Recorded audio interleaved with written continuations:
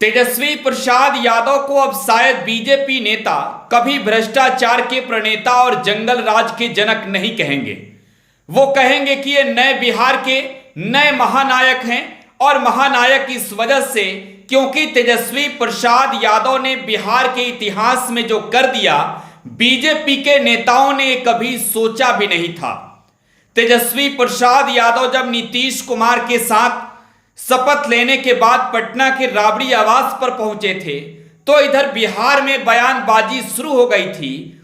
BJP के ओर से कहा गया कि जो तेजस्वी प्रसाद यादव ने बिहार के जनता को झूठे वादों से ठगा है, उन वादों को पूरा करेंगे या नहीं।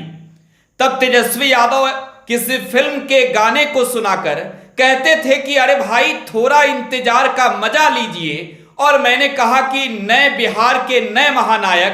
तो तेजस्वी यादव ने यह साबित कर दिया कि यह नया बिहार है, यहां झूठे वादे नहीं बल्कि जो कहते हैं उसे पूरा करके दिखाना होता है। तेजस्वी यादव कल राजधानी पटना के ऐतिहासिक गांधी मैदान के प्राचीर से इतिहास रचने के बाद ये कह रहे थे कि अरे हमें इस वक्त का इंतजार बहुत पहले से था, हम कब से इस पल का इंतजार कर रहे थे। और बीजेपी नेताओं को तेजस्वी प्रसाद यादव उसी मंच से कह रहे थे कि अरे आपने किया क्या है।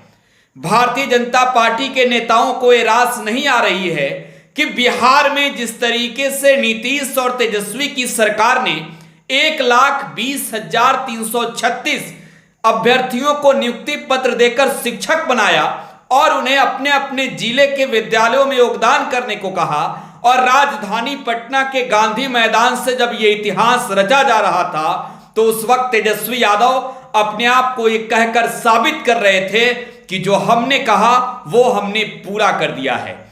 तेजस्वी प्रसाद यादव जब सत्ता में आए तो पता ना क्या क्या कहा गया।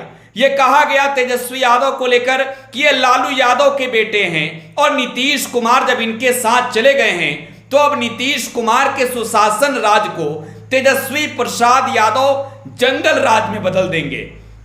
बीजेपी के नेताओं ने कहा कि अरे भाई नौकरी का वादा करके बिहार के युवाओं को ठग लिया।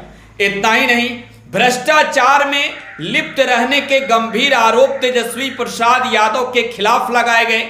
यह कहा गया कि तेजस्वी यादव अपने पिता के नक्शे कदम पर चलकर बिहार को बर्बाद करेंगे, और यह कहा गया कि ये 9वीं फेल और अनपढ़ बिहार का उप मुख्यमंत्री बिहार के विकास को लेकर क्या बात करेगा, बिहार में गुंडा राज स्थापित करेगा। लेकिन तेजस्वी यादव ने बिहार में कलम बांटकर, नौकरी बांटकर यह साबित किया है कि यह नया बिहार है, यह तेजस्वी बिहार है, यह ओजस्वी बिहार है, और यह तेजस्वी का ओजस्वी बिहार है। बिहार में नौकरी बांटे जा रहे हैं, तो बीजेपी नेताओं की बोलती अब इसके बाद शायद बंद हो जाएगी।